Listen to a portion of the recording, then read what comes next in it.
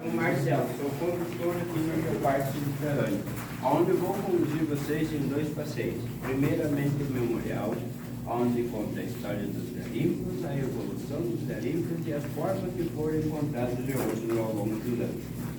Antes a gente fazia o memorial separado, mas como o pessoal tem que acabar, fica muito tempo de pé, foi modificado, onde primeiramente eu vou apresentar as ferramentas e vocês vão se assentar lá no fundo e eu vou começar a apresentação. Primeiro explicando o memorial e depois o garimpo.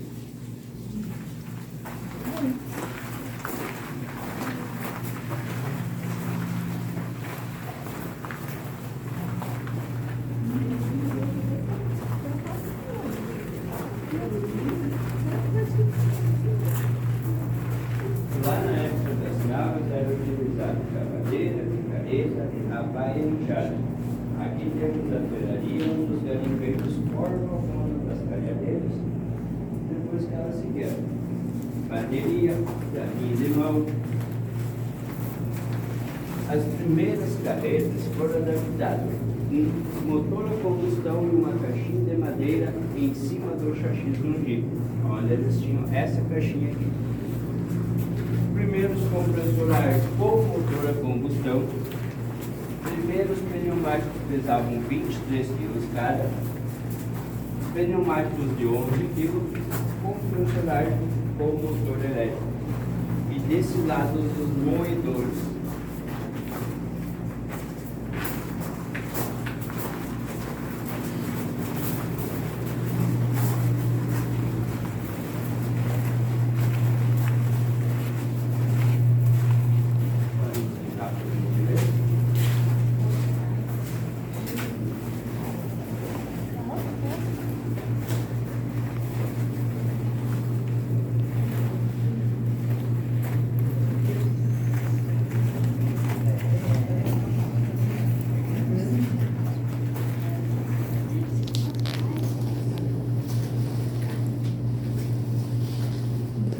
Primeiros geodos já em 1930, lá no subsolo da Terra, pelos colonos e pelos caçadores.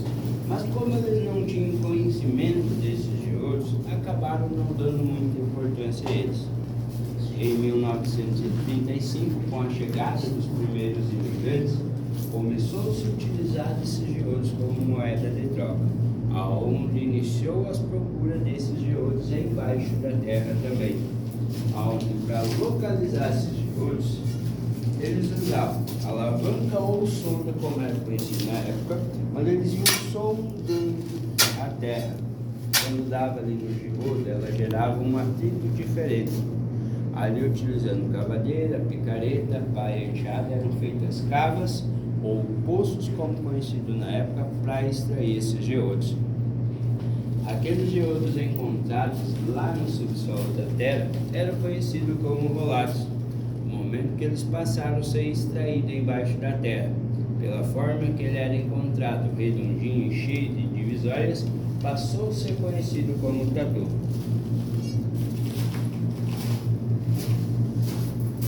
Alguns pontos, essas cavas chegavam a 15 e 20 metros de profundidade, as pessoas encontrando esses geodos embaixo da terra.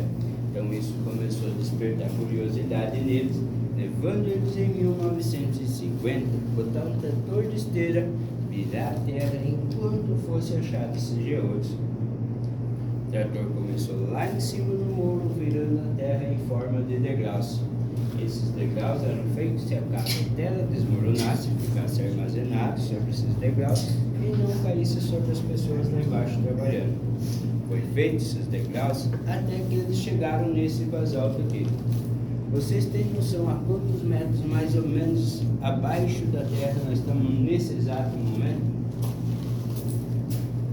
400? Nós estamos a 40 metros de profundidade em nível de solo e a 450 metros acima do nível do mar. Quando eles acharam esse basalto e o fato dele ser mais duro, ficou difícil eles continuar trabalhando com a cavadeira e a picareta, aonde iniciou a perfuração, mas porém manual. para fazer os furos que o garimpeiro usava. A maretinha e a haste ou broca, ou o ponteiro, como era conhecido na época, onde eles iam batendo e girando. Aqui, como nós estamos nas galerias, esses furos são feitos nas paredes, mas lá fora, em forma de bancos, eles eram feitos de cima para baixo, aonde o garimpeiro passava ali o dia inteiro acocado para fazer 1 ou 2 furos por dia. Quando eles trabalhavam em família, pai e filho, 2 irmãos, ou até mesmo de casal, que era bem comum naquela época, um deles ia girando a haste e o outro batia com o maletão, aonde eles conseguiam fazer até 3 furos num dia. Essa perfuração manual foi de 1950 até 1960, onde foi a primeira evolução dos garimpos, com a chegada do compressor a ar com motor a combustão, aonde os garimpeiros passaram de 2 furos por dia para 1 furo a cada 9 minutos e ainda ampliando esses furos de 40 para 60 centímetros. Os primeiros pneumáticos na época pesavam 23 kg cada, mas como os furos eram feitos de cima para baixo, o próprio peso do pneumático acabava ajudando o garimpeiro a furar. O garimpeiro forçava um pouco mais na hora de retirar esse pneumático do furo e para iniciar outro furo, depois só tinha que manter os pneumáticos centralizados.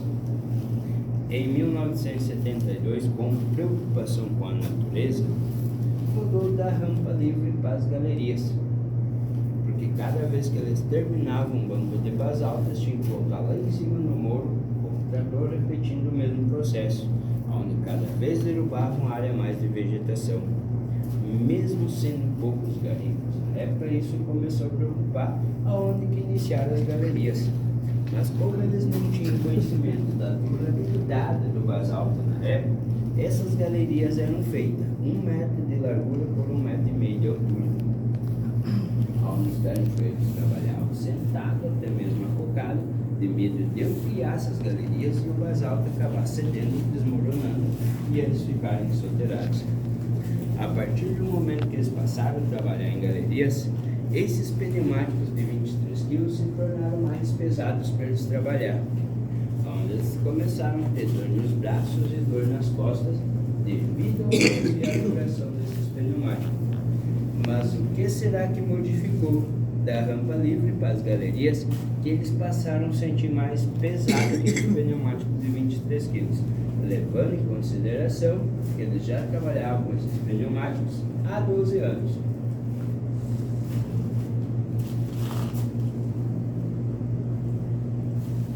O que será que modificou? A posição de fazer o furo, onde lá fora era feito de cima para baixo e aqui dentro passou a ser feito nas paredes. Imagina 9 minutos por furo o garimpeiro segurando 23 quilos e ainda trabalhando sentado até mesmo focado. Chegava no final do dia, o garimpeiro estava exausto, com dor nos braços e dor nas costas. Foi aonde que 75 passaram a trabalhar com os pneumáticos de 11 quilos. São 12 quilos de diferença. Mas mesmo assim, com o tempo, os garimpeiros começam a apresentar desgaste nas juntas e até mesmo problema de coluna, mesmo trabalhando com os pneumáticos de 11 quilos. Em 1970, com a chegada da eletricidade, então passou-se a utilizar compressor a ar com motor elétrico. No começo não foi todos os garimpos que conseguiram se adaptar, porque naquela época tinha que comprar poste, transformador e até mesmo as redes. Mas eles foram se adaptando ao longo dos anos, aonde hoje os garimpos têm até compressores a parafuso, aonde o garimpeiro consegue fazer até 40 furos por dia. Na parte da limpeza, lá na época das cavas, quando as cavas passavam de 1,5 metro de profundidade, era utilizado balde para a retirada da terra. Quando começou a detonação desse basalto, pelo fato dessas pedras saírem vários tamanhos, não seria possível carregá-las de balde, aonde eles fizeram de madeira com roda de ferro ou carrinho de mão, onde eles carregavam essas pedras e levavam lá no despejo. Em 1980, quando a cidade começou a ganhar as primeiras estradas e com a chegada dos primeiros jipes, foi onde que eles adaptaram em cima do chassi do jipe um motor a combustão e uma caixinha de madeira, aonde essas galerias passaram pelo primeiro processo de alargamento, passando de 2 metros de largura por 1,80 de altura para ser retirada essas pedras aqui de dentro com uma caretinha. Há 15 anos atrás, deu mais uma evoluída na parte da limpeza, com a chegada das mini escavadeiras do Bobcat e dos mini caminhãozinhos. Só que para trabalhar com essas maquinárias, as galerias tiveram que ser reestruturadas novamente, aonde hoje elas têm uma média de 3 metros, 3,5 metros de largura por 2,50 de altura. No primeiro alargamento, como elas tinham só 8 anos em forma de galerias, tinham no máximo 60 metros de profundidade. Todos os garimpos na época fizeram essa adaptação e os garimpos que iniciaram depois já iniciaram com uma estrutura maior. Já quando veio os Bobcat, esses garimpos tinham de 200 até 400 metros de profundidade, onde 60% dos donos dos garimpos optou em fazer essa modificação ao longo desses 15 anos, mas 40% preferiu ficar na limpeza manual, pelo tempo e o custo que levaria para reestruturar essas galerias. Só para vocês terem uma ideia de tempo, mais ou menos, esse garimpo, quando foi comprado com o intuito de fazer o quarto, ele foi reestruturado. São 2 galerias onde, passando o restaurante lá na loja Mundo das Pedras, atinge 126 metros de profundidade. Levou 1 ano e 8 meses para reestruturar essas galerias.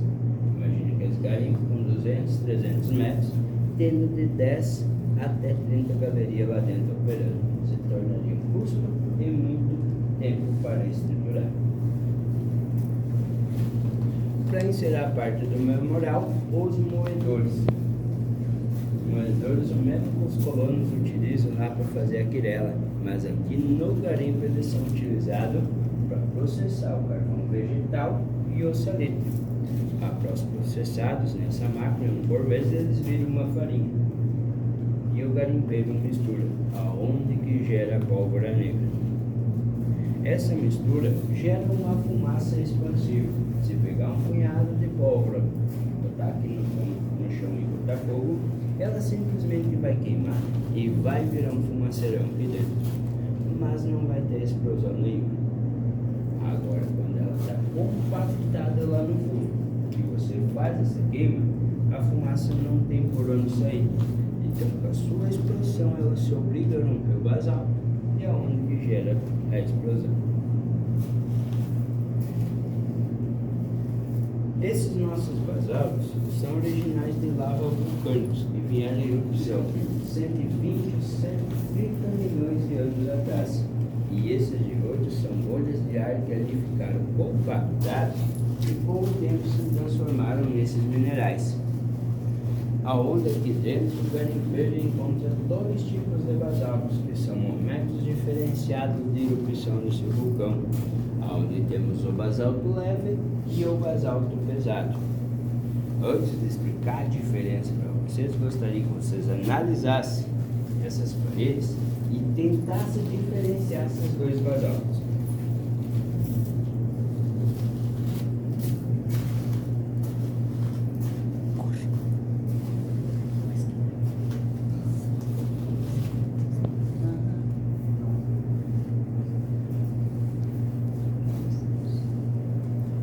Para ficar mais fácil diferenciar os 2 basaltos, no sentido horizontal tem uma linha. Essa linha é conhecida pelos garimpeiros como veio ou fenda, onde para baixo da linha o garimpeiro vai encontrar um tipo de basalto e acima da linha outro tipo de basalto.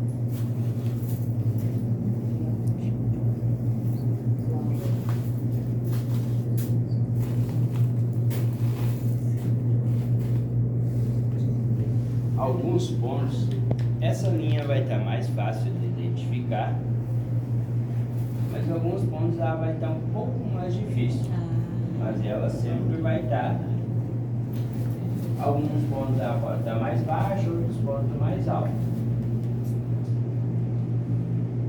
Onde para baixo o basalto é mais inteiro, para cima ele é mais fragmentado. Qual seria o basalto leve e qual seria o basalto pesado?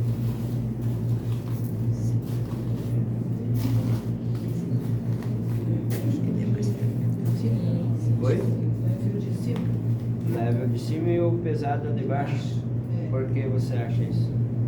Porque o de cima é mais fragmentado. Aqui tem mais consistência, mais volume maior.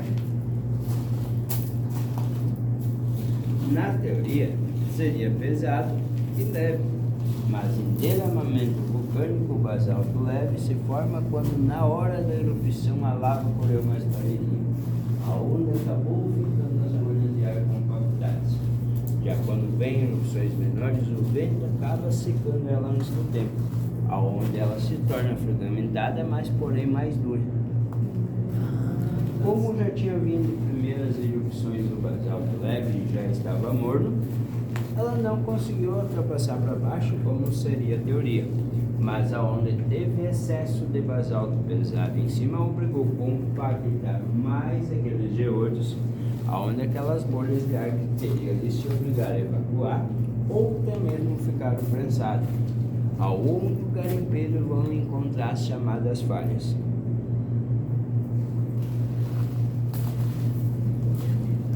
Lá na rampa livre, como eles vão trabalhar primeiramente o basalto pesado, conhecido como cascalho, para depois chegar na laje, o basalto leve, até pelos fatos dos fugos ser feitos de cima para baixo, ficava mais difícil do garimpeiro saber quando estava chegando perto das manchas de geodes, aonde acabavam quebrando até 90% dos geodes.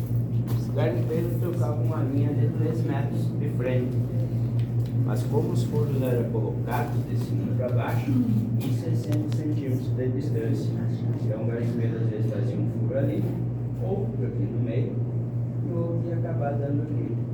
Mas como na hora da explosão os tiros eram acionados todos ao mesmo tempo, onde eles trabalhavam levantando essas pedras para cima, então acabava quebrando esses 2 geodes. O momento que eles passaram a trabalhar em galerias e com o tempo aprenderam a diferenciar os 2 basaltos e acompanhar essa linha, quando essa linha está acima do 1,70 m, o garimpeiro sabe que ele vai encontrar geodes aqui nesse basalto.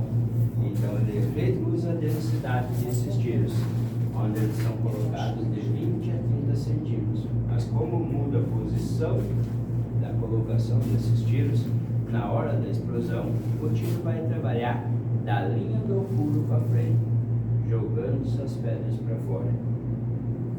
Onde mesmo que esse furo passar cerca de 2 ou 3 centímetros desse geodo, ele vai continuar intacto ali na rocha, porque as pedras trabalharam para cá. Quando essa linha está abaixo do 1,70 m, o garimpeiro sabe que não vai encontrar geodos, mas ele quer passar aquela falha mais rápido. Então esses tiros são colocados de 70 centímetros mais ou menos para dentro da rocha, onde eles vão trabalhar mais.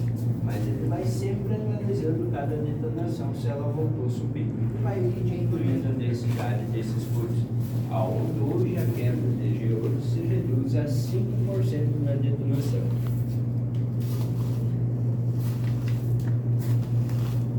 Após uma detonação, o garimpeiro entra e ele localiza esses geodos lá nas paredes, pelo fato da coloração ser diferenciada do basalto. Às vezes lá na detonação já vai ficar aparecendo esse geodo, ou às vezes podem ficar algumas pedras soltas, onde quando o garimpeiro extrai essas pedras com a talhadeira marítima, acaba localizando esse geodo atrás, aonde primeiramente ele vai furar esse geodo dentro, para analisar, para depois começar a fazer a extração. Lá no início dos garimpos, como não tinha eletricidade, eles acendiam uma velinha, enrolavam um arame e botavam lá dentro para analisar esses geodos. Onde, utilizando uma mangueira, eles jogavam uma camada de ar lá dentro para gerar o oxigênio para a velhinha não se apagar.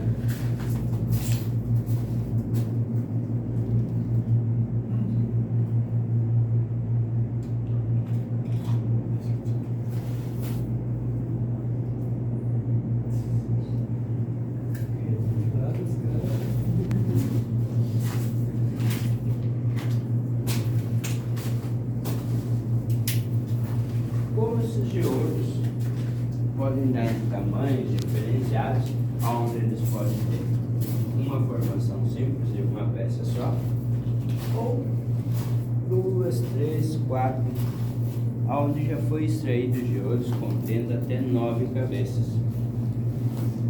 Então, por isso, o garimpeiro precisa analisar esse geodo para depois começar a fazer a extração. Eu fiquei pensando na questão das minas. Tem minas em toda a cidade. Por exemplo, a cidade está embaixo, está em cima das minas. Das minas. Onde você for na cidade, você vai estar passando por cima de garimpo. Como se fosse um labirinto. Até que nem, por exemplo, a área da cidade tem garimpos para ser tocado mais 2, 3 anos. E eu acredito que depois que fechar essa extração na parte da cidade, eles vão acabar projetando alguma coisa subterrânea. Porque hoje já temos o Ametista Parque Museu, que tem passeio subterrâneo, temos o Belvedere, que tem 2 tipos, que é na linha alta desse basalto, e a 40 metros de profundidade nós temos outra linha de basalto, que é a veia baixa. O Belvedere tem os 2, e na época foi tocado os 2.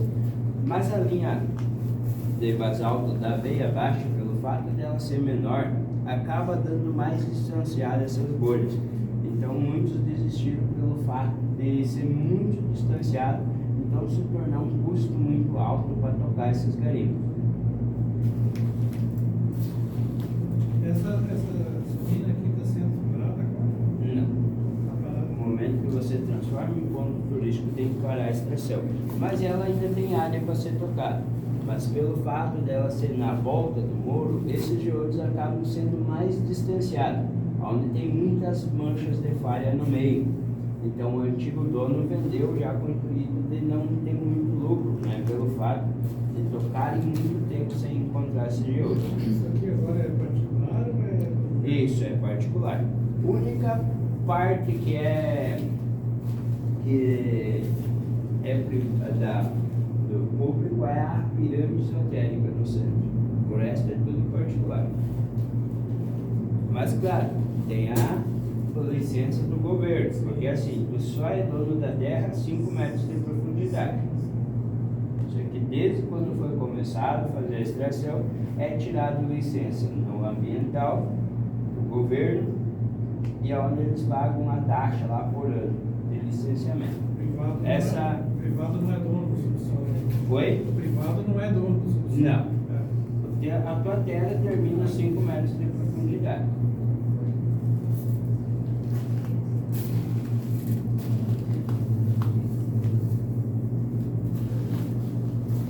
Quanto mais dentro da rocha você estiver, mais distante da entrada, os basaltos podem ter uma oscilação maior, onde já foi extraído geodos contendo 5 metros de altura e em forma de tamanho já foi extraído geodos contendo 5 toneladas. Não sei se você botou no teu roteiro ali a Galeria Capra, Nós vamos ali no shopping das Penhas. no Shopping das Pedras. Mas se tiver um tempinho, hoje eu não sei se eles vão estar abertos por causa do feriado.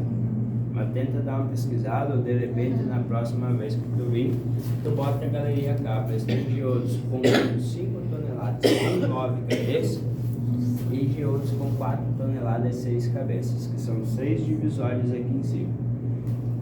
Até pouco tempo eu também acreditava que aquela pedra do Ametista Parque Museu era a maior pedra extraída, onde ela contém 2.500 quilos.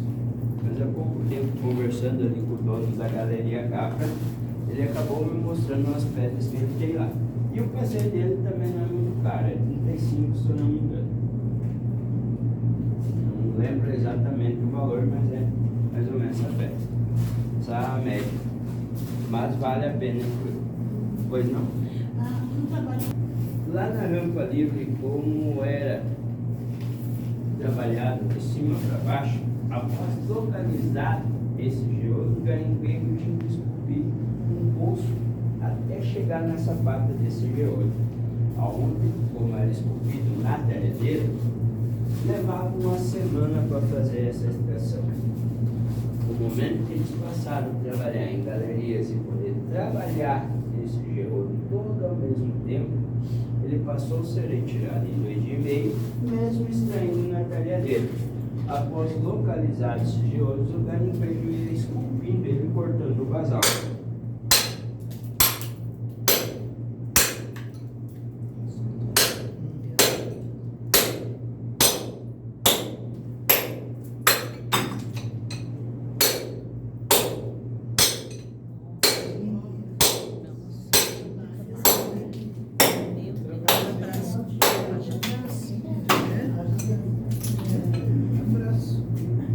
Só que como no início lá os garimpeiros tentavam tirar esse geodo sem fazer nenhum furo, muitas vezes esse trabalho ali de uma semana acabava se tornando perda.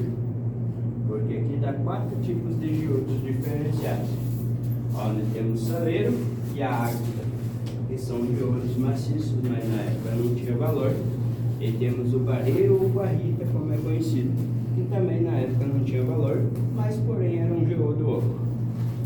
O garimpeiro passava ali a semana inteira esculpindo esse geodo para extrair inteiro, e quando ia carregar esse geodo, ele era mais pesado que o normal ou mais leve. Onde eles iam quebrar uma galinha, eles descobriram que tinha achado um saleiro, uma ágata ou um vareiro, e acabavam perdendo aquela semana de extração. Onde na época a ágata valia em torno de 50 centavos o quilo. O que mais valia era a pedra ametista. O saleiro, ele tem a mesma composição de gema, mas pelo fato de às vezes ter ficado água armazenada dentro desse geodo e pelo fato de ter uma grade de silicatos, ela acabou se formando um geodo, mas porém fechado, onde as gemas ficam todas prensadas uma na outra. Então aqueles geodos não tinham muito valor. Hoje em dia eles são utilizados para fazer aquelas pranchas de você botar a panela em cima ou até mesmo os porta-copos. Mas naquela época eles eram descartados lá no despejo. Para não precisar furar esses geodos, os garimpeiros passaram a tentar a técnica da vibração, onde após achar esses geodos, eles batiam com uma maretinha ou uma pedra. Quando ele é oco, ele transmite um som. Só que tem alguns geodos que a camada de sal vai ser um pouco mais grossa e outros mais finos. A camada de sal é o conjunto de silicatos que dá a durabilidade desse geodo. Quanto mais fina a camada de sal, esse geodo vai ser mais frágil, mas porém ele vai passar mais fácil a vibração. Agora, quando esse geodo tem casco um pouco mais grosso, essa vibração já fica mais difícil de passar. E cada vez que ele vai engrossando mais difícil vai ser de passar a vibração. Então o garimpeiro às vezes batia nesse geodo e achava que ele não tinha oco. E acabava fazendo um tiro atrás desse geodo para quebrar, achando que era ágata ou um saleiro. Às vezes quando ele entrava aqui, ele tinha quebrado a melhor pedra. Então, para ter certeza e não desperdiçar mais essas pedras, eles passaram a furar para ter certeza. No começo, esse furo foi feito com o intuito de saber se esse geodo era oco ou não. Mas com o tempo passando a analisar esses geodos, começou a ser preservado essas peças também, que até então eram difíceis de tirar inteiro. Principalmente quando o garimpeiro achava ela da direita para a esquerda ou da esquerda para a direita. Quando ela chegava ali na divisão das cabeças, o garimpeiro não tinha uma noção que tinha um outro pedaço para trás. Só que para sair inteiro esse geodo tem que estar 70% exposto. Então ele acabava se partindo no meio no momento que o garimpeiro forçava para retirar ele. Esse aí está inteiro ou vai cortar? Oi? Esse está inteiro? Esse está inteiro. Como nem sempre o garimpeiro vai dar sorte de furar esse geodo na posição certa, às vezes a segunda cabeça posiciona surpresa para o garimpeiro, que ela vai estar lá atrás. Podem passar a olhar, quem quiser tirar foto pode ficar à vontade.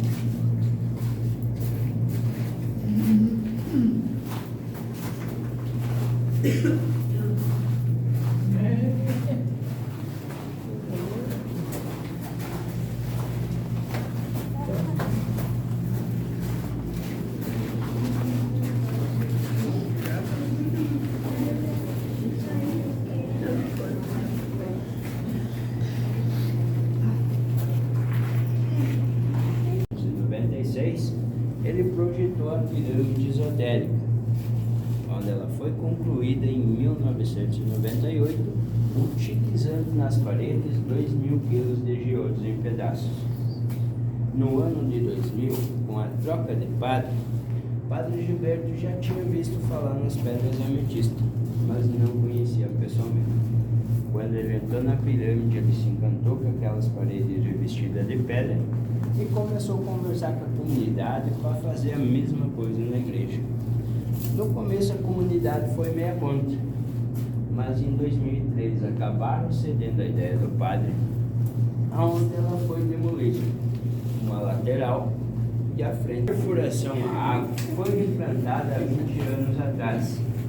Há 30 anos atrás, muitos garimpeiros começaram a apresentar problemas de vão de 40 cilindros, que é aquela poeira mais fininha, e o garimpeiro acabava inalando. Naquela época, como não existia máscara, as máscaras eram feitas de espuma de colchão, só que se liga que aquela poeira mais fininha, o garimpeiro passava ali inalando. Quando foram descobrir, já estava buscando ser agravado. O quadro deles não tinha mais como fazer. Mas eles começaram a se preocupar com as gerações seguintes, onde há 20 anos atrás eles adaptaram nesse pneumático a perfuração à água.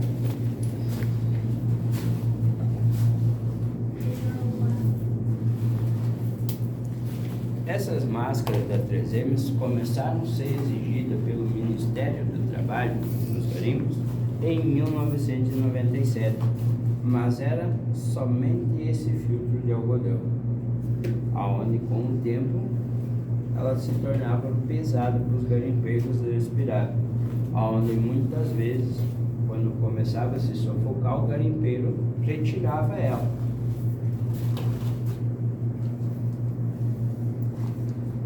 No ano de 2005, o Ministério do Trabalho passou a exigir a perfuração à água para eliminar a poeira, para evitar esse problema dos garimpeiros trabalhar na poeira.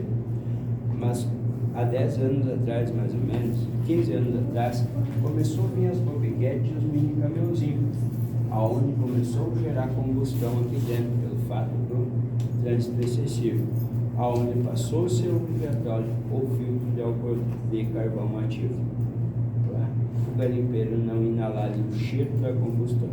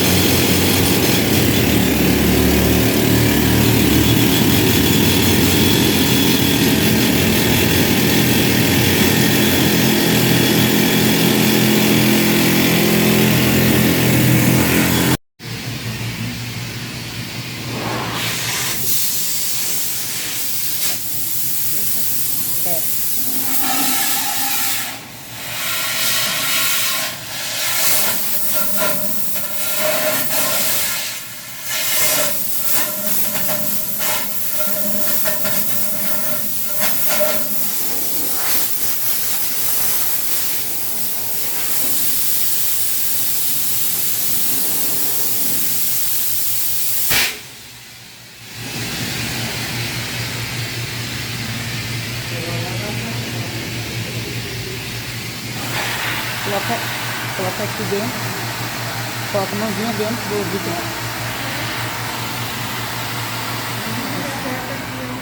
Aqui?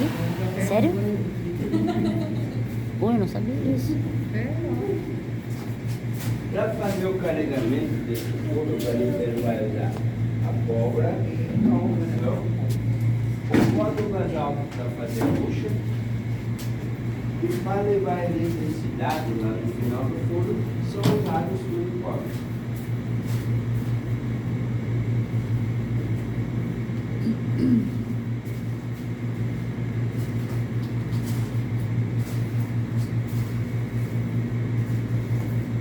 Esses fios, como são esmaltados, o garimpeiro vai queimar ou raspar com a faca cerca de 1 centímetro cada ponta.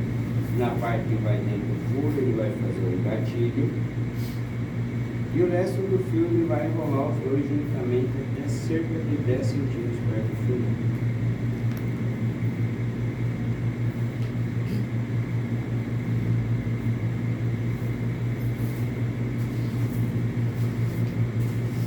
Lá no começo dos garimpos, eles faziam uma bolha com o próprio fio, mas como o fio é mais grossinho, acabava levando 5 minutos por furo.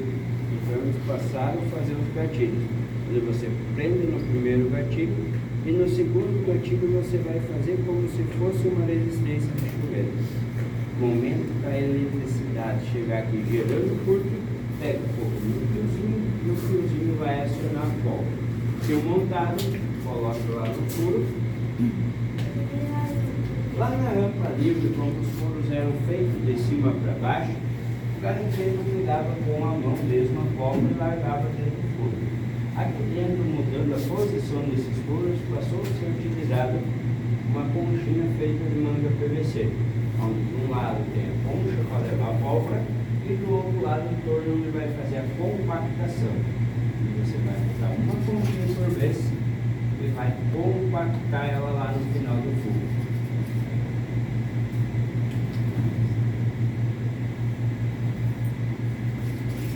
Se ela ficar espalhada, na hora que você for botar o basalto, vai acabar se misturando com ela, e na hora que ela for acionada, ela não vai ter fumaça suficiente para fazer o rompimento do basalto.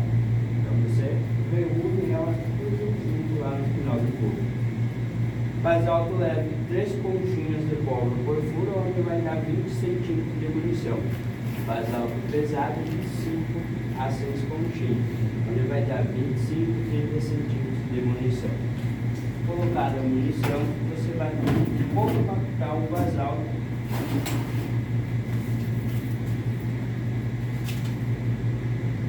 Como eu preciso que na hora da explosão rompa o basalto e não somente a bucha, esse basalto vai ser compactado usando a haste de ferro ou socador e a maretinha.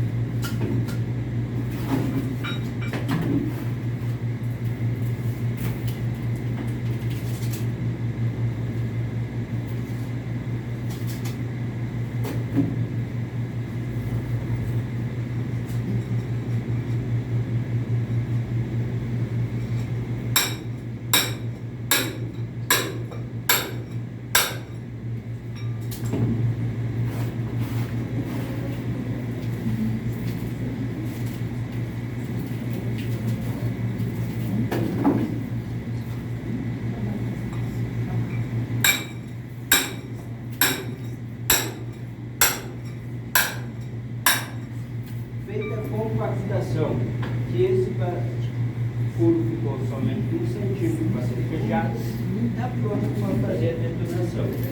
Aonde o garimpeiro vai puxar a corrente elétrica lá do detonador.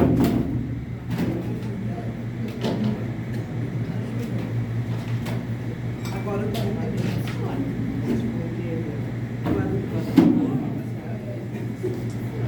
Hoje esse acionamento da pólvora, fagulha, é feito através do detonador elétrico. Mas lá no início dos garimpos não existia eletricidade. Então, para poder fazer a bomba, fazer a fagulha chegar no final do furo, eles utilizavam a bateria. Então, gerava o chispa através da bateria. Aí você vai conectar os dois cabos, deixando eles afastados um do outro, para não gerar o curto aqui na entrada do forno. Mas é preciso que a eletricidade chegue lá no final. Vem cá, rapaz. Ela tá te chamando. Vem. Já tá Não, é só uma simulação, não é um É só uma tipo de simulação, verdade. aí não vai estourar. Não vai pegar você. Não quero. E aí, filho? Eu acho que a mãe tá mais medo que ele. Vai? Tá tremendo os pés. Vai lá, meu. Somente com a luz do capacete. Pronto? Ligar aqui. 1, 2, 3, fogo! Ih, tá muito fraco o teu fogo. Vamos tentar de novo. 1, 2, 3, fogo! O que está acontecendo contigo? Acho que é por causa do capacete, eu acho. Mas vamos arriscar mais uma vez, né? Vamos ver se acende o fogo lá. 1, 2, 3, fogo!